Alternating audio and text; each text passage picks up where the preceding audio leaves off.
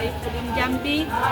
Perkenalkan, saya Akhiriah Latifah, NIM 210252140, merupakan guru bahasa Arab di MTS Qiraatul Quran dan juga mahasiswa PPG Daljak batch 4 tahun 2025.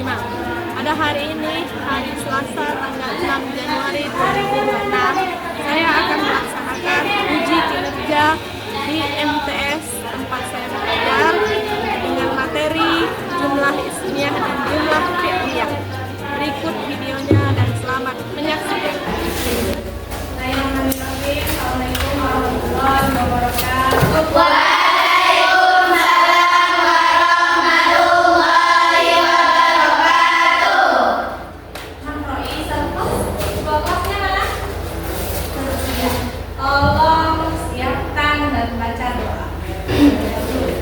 Ista'ilna Ta'zina salam. Assalamualaikum warahmatullahi wabarakatuh. Iqra'na du'aan.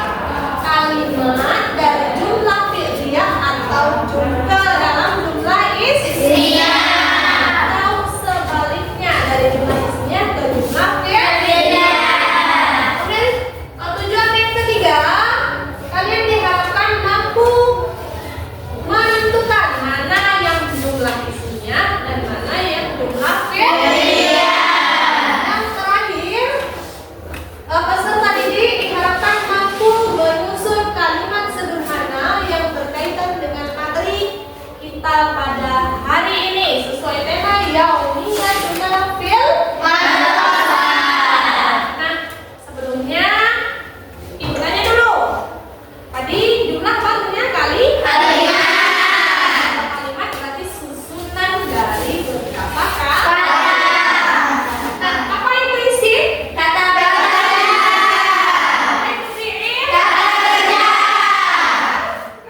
Kerja.